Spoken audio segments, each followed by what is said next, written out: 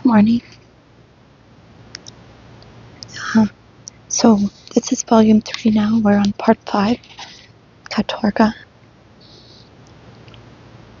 We shall turn the Siberia of Katorga, Siberia in shackles, into its Soviet socialist Siberia. Stalin.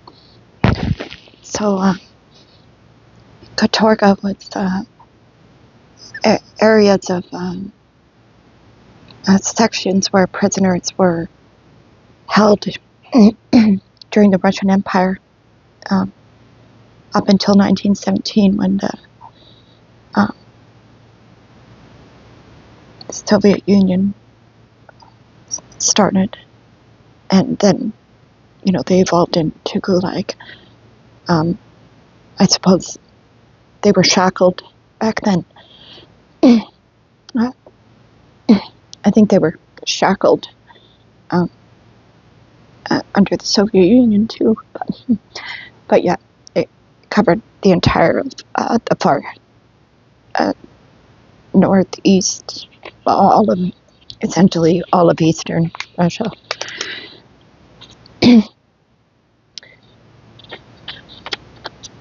Here, the Gulag system, you can see why it's called Archipelago, which is a bunch of tiny islands, all kind of in the same general area, all connected to the same idea. And this would have all been, from Moscow's here. This is all the main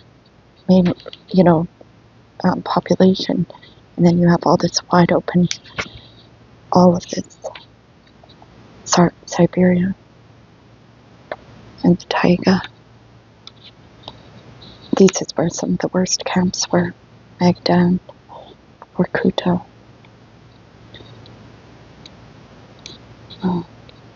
Kolyma, where the prevalent Chekhov was held. So, chapter 1.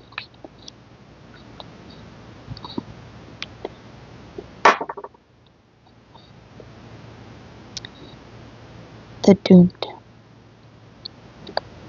Revolution is often rash in its generosity.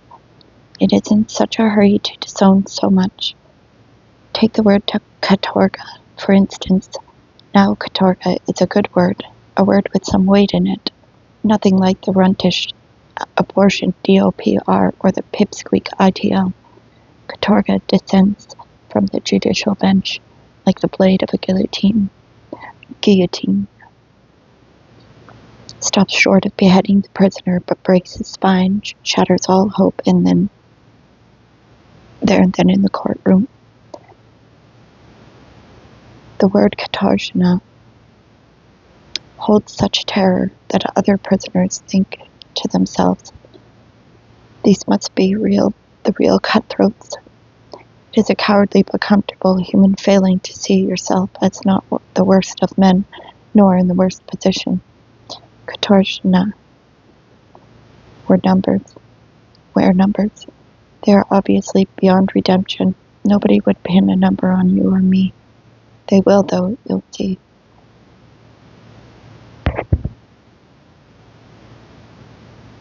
Stalin was very fond of old words. He never forgot that they can cement a state together for centuries. It was not to meet some proletarian need that he grafted on again words too hastily lobbed off. Officer, General, Director, Supreme, and 26 years after the February Revolution had abolished Katorga. Stalin reintroduced it. This was in April 1943, when he began to feel that he was no longer sliding downhill. For the home front, the first fruits of the people's victory at Stalingrad were the decree on the militarization of the railroads, providing for trial of women and little boys by court-martial, And on the following day, April 17th, the decree introducing the katorga and the gallows. The gallows is another fine old institution, much superior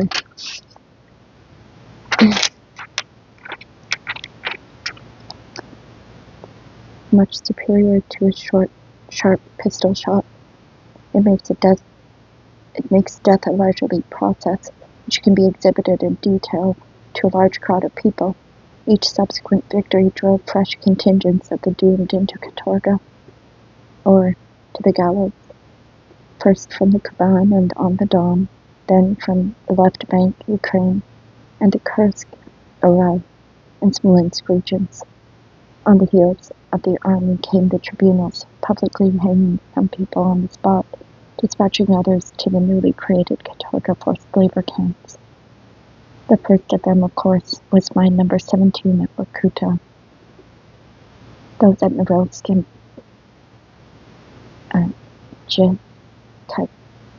Kazgan came soon after. Little attempt was made to conceal their purpose. The katorgina were to be done to death. These were undistinguishedly murder camps, but in the Gulag tradition, murder was protracted so that the doomed would suffer longer and put a little work in before they died. They were housed in tents, 7 meters by 20, of the kind common in the north.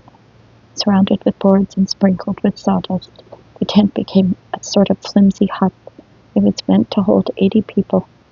If they were on bunk beds, or 100 on sleeping platforms, but katorgina were put in them 200 at a time. Yet there was no reduction of the average living space, just a rational utilization of accommodation. The katorgina were put on a 12-hour workday with 2 shifts and no rest days, so that there were always 100 at work and 100 in the hut. At work they were cordoned off by guards with dogs, beaten whenever anybody felt like it, urged on to greater efforts by Tommy guns.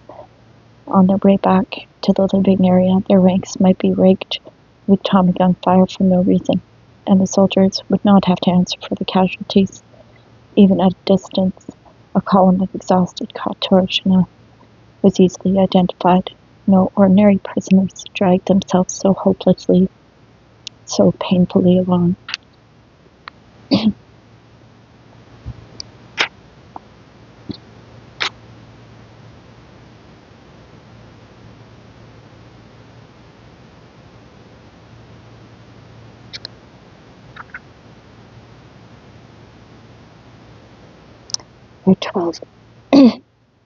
Their 12 working hours were measured out in full to the last tedious minute. Those quarrying stone for road making in the polar blizzards of Norilsk were allowed 10 minutes for a warm-up once in the course of a 12-hour shift. And then their 12-hour rest was wasted in the silliest way imaginable. Part of these 12 went in, moving them from one camp to another, parading them, searching them. Once in the living area, they were immediately taken into a tent which was never ventilated, a windowless hut, and locked in. In winter, a foul, sour stench hung so heavy in the damp air that no one unused to it could endure it for 2 minutes. The living area was even less accessible to the katorgina than the camp work area. They were never allowed to go to the latrine, nor to the mess hut, nor to the medical station. All their needs were served by the latrine bucket and feeding hatch.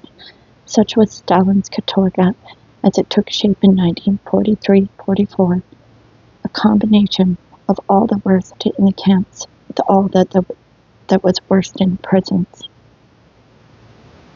and in the people, I imagine. The guards, please.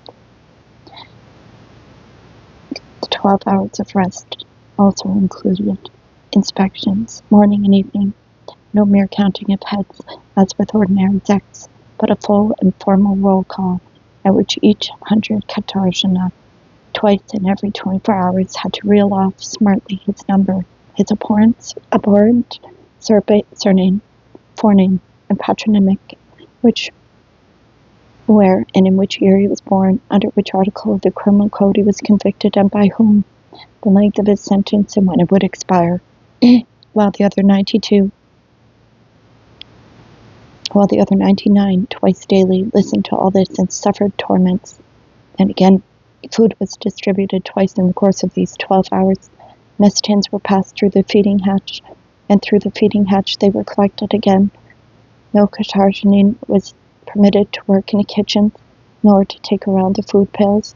All the serving was done by the thieves, and the more brazenly, the more ruthlessly they cheated the accused Katarzina, the better they lived themselves, and the more the camp bosses liked it.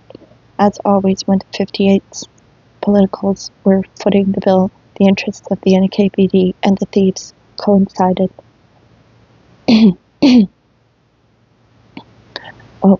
The Katorga was where Dostoevsky was held during the Russian Empire.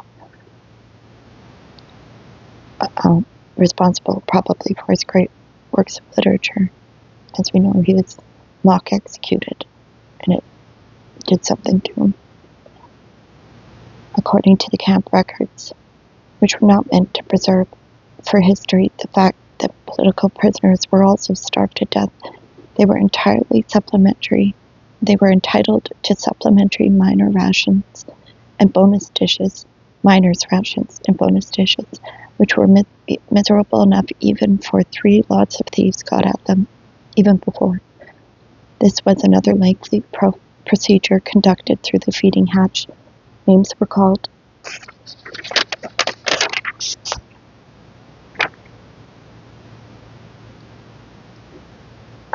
Names were called out one by one, and dishes exchanged for coupons, and when at last you were about to collapse onto the sleeping platform and fall asleep, the hatch would drop again.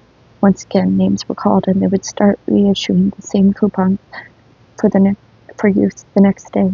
Ordinary decks had none of this bother with coupons. The foreman took charge of them and handed them into the kitchen, so that out of 12 leisure hours in the cell, barely 4 remained for undisturbed sleep. Then again, Katarzyna, of course, paid no money, nor had they had any right to receive parcels or letters. The memory of their former freedom must fade in their muddled, dully aching heads, till there was nothing left in the inscrutable polar night but work and barrack. The Katarzyna responded nicely to this treatment and quickly died. The first alphabet of Vorkuta, 28 letters with numbers from 1 to 1,000 attached to each of them.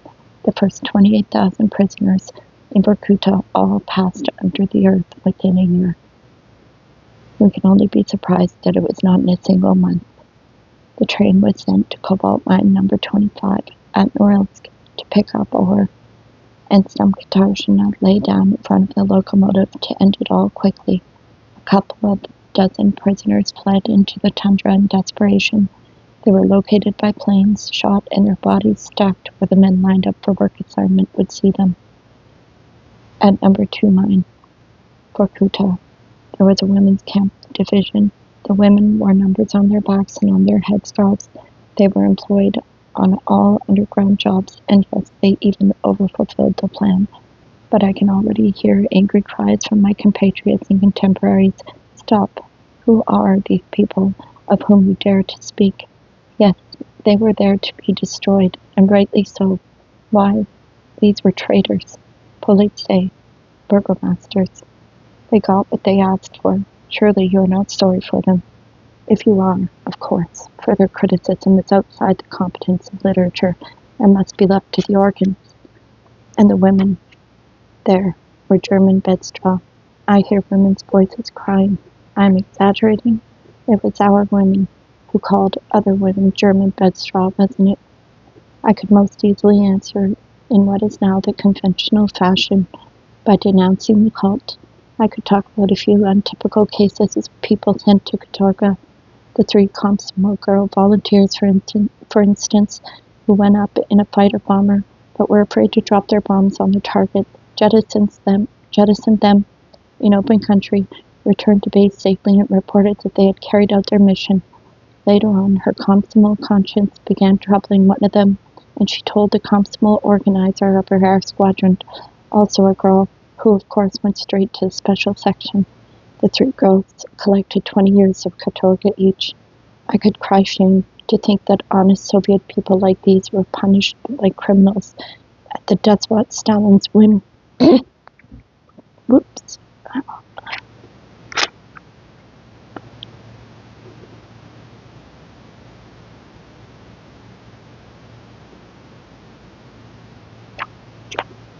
lost my page.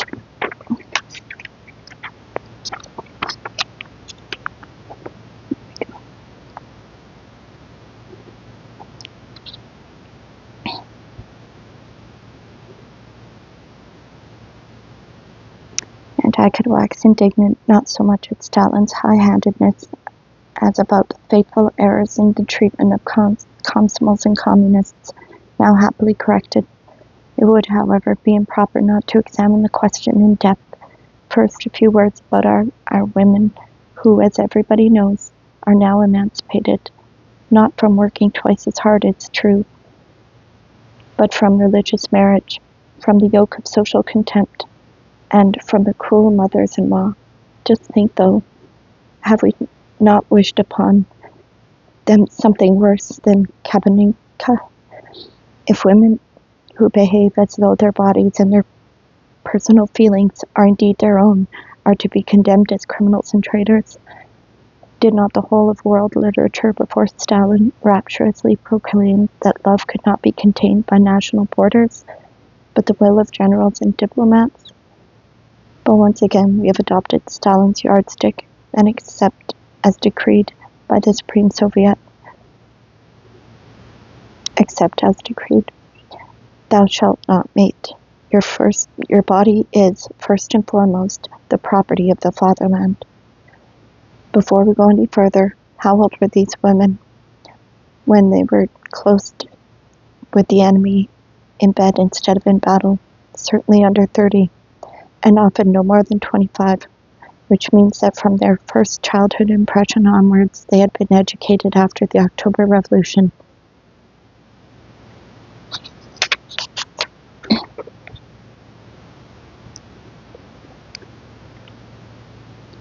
Being brought up in Soviet schools and on Soviet ideology, so that our anger was for the work of our own hands.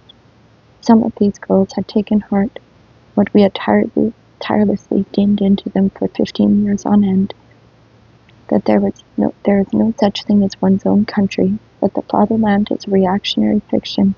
Others had grown a little bored with our puritanical Lenten fare of meetings, conferences, and demonstrations, of films without kisses and dancing at arm's length. Yet others were won by politeness, by gallantry, by male attention to the niceties of dress and appearance, and to the ritual of courtship, in which no one had trained the young men of our 5-year plan epoch, or the officers of Frunze's army. Others again were simply hungry, yes, hungry, in the most primitive sense. They had nothing to put in their bellies.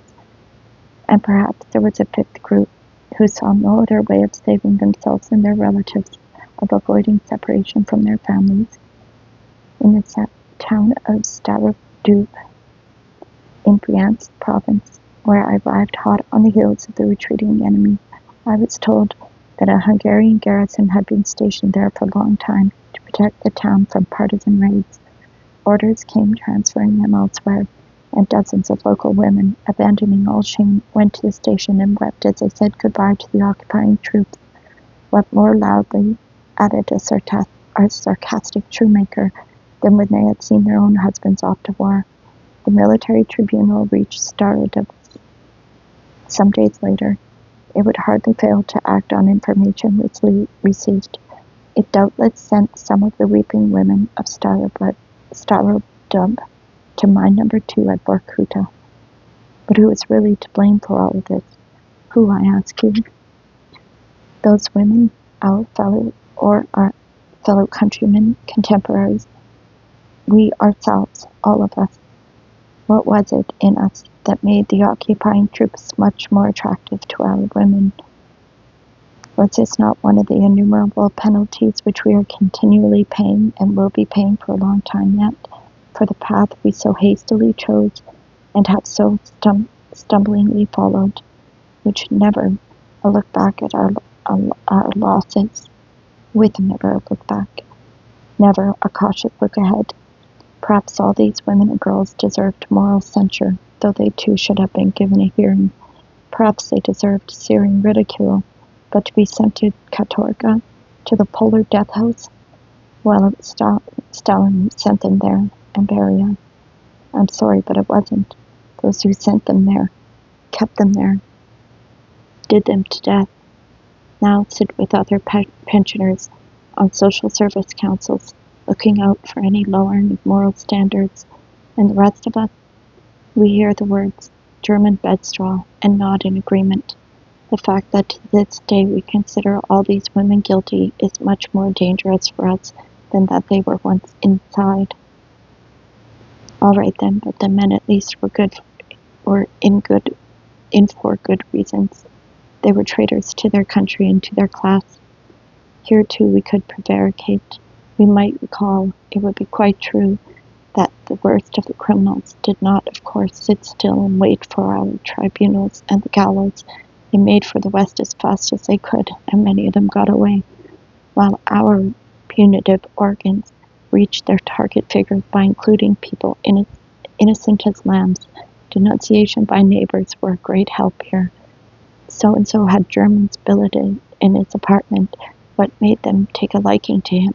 Something else carried hay for the Germans on his, somebody else carried hay for the Germans on his sledge.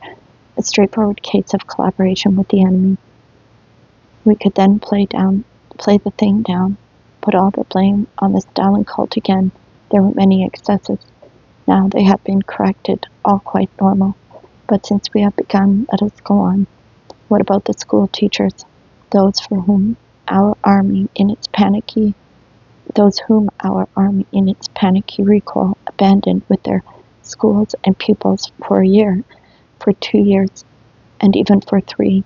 The quartermasters had been stupid, the generals no good, so what must the teachers do now? Teach their children or not teach them? And what were the kids to do? No, not kids of 15, who could earn a wage or join the partisans, but the little kids, learn their lessons or live like sheep for 2 or 3 years to atone for the Supreme Commander's mistakes. If Daddy doesn't give you a cap, you let your ears freeze. Is that it? For some reason, no such question ever arose either in Denmark or in Norway or in Belgium or in France. In those countries, it was not felt that people placed under German rule by its own foolish government or by force of overwhelming circumstances must thereupon stop living altogether. In those countries, schools went on working, as did railroads and local government railways.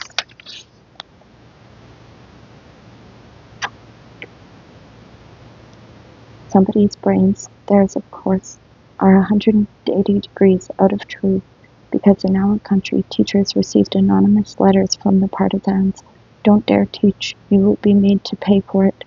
Working on the railways also became collaboration with the enemy. As for participation in local administration, that was treason, unprecedented in its enormity. Everybody knows that a child who once drops out of school may never return to it, just because the greatest strategic genius of all times and all nations had made a bluebird. Was the grass to wither till he righted it, or could it keep growing? Should children be taught in the meantime, or shouldn't they? Of course, a price would have to be paid. Pictures of the big moustache would have to be taken out of school, and pictures of the little moustache perhaps brought in.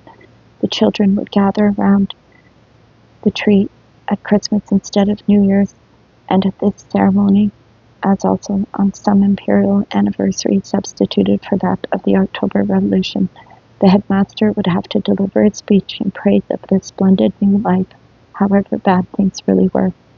But similar speeches had been made in the past, and life had been just as bad then.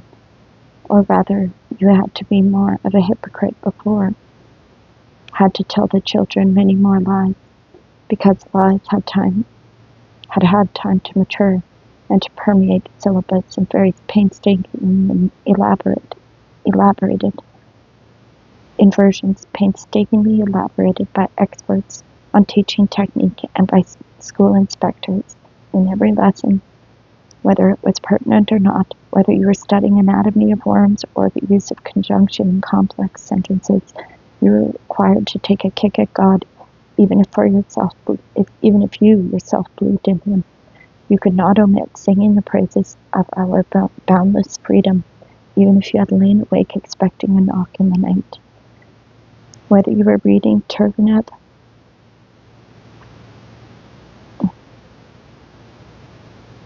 to the class or tracing the course of the Dnieper with your ruler, you had to anathematize the poverty-stricken past and hymn our present plenty, though long before the war, you and the children had watched whole villages dying of hunger, and in the towns a child's ration had been 300 grams. None of this was considered a sin against the truth, against the soul of the child, or against the Holy Ghost, whereas now, under the temporary and still unsettled occupation regime, far fewer lies had to be told, but they stood, the old ones, on their heads. That was the trouble. So it was that the voice of the fatherland and the pencil of the underground party committees forbade you to teach children their native language, geography, arithmetic, and science. 20 years of katorga work for work of that sort. Fellow countrymen, nod your heads in agreement. There they go, guards with dogs alongside, marching to the barracks with their night pails. Stone them, they taught your children. But my fellow countrymen, particularly former members of special privileged government departments, retired on pension at 45, advance on me with raised fists. Who is it I am defending? Those who served at the Germans as burgomasters, as village headmen, as police, as interpreters, all kinds of filth and scum? Well, let us go a little deeper. We have done far too much damage by looking at people as entries in a table. Whether we like it or not, the future will force us to reflect on the reasons for their behavior. When they started playing and singing, let noble rage, what spine did not tingle? Our natural patriotism, long banned, howled down under fire, anathematized, was suddenly permitted, encouraged, praised as sacred. What Russian heart did not leap up, swell with grateful longing for unity? How could we, with our natural magnanimity, help forgiving, in spite of everything, the native butchers as the foreign butchers drew near? Later, the need to drown half-conscious misgivings about our impulsive generosity made us all the more unanimous and violent in cursing the traitors. People plainly worse than ourselves, people incapable of forgiveness. Russia had stood for 11 centuries, known many foes, waged many wars, but have there been many traitors in Russia? Did traitors ever leave the country in crowds? I think not. I do not think that even their foes ever accused the Russians of being traitors, turncoats, renegades, though they lived under a regime inimical to ordinary working people. Then came the most righteous war in our history, to a country with a supremely just social order, and tens of hundreds of thousands of people stood revealed as traitors. Where did they all come from, and why? Well, that's a great opening chapter. Thank you for listening. Have a great day.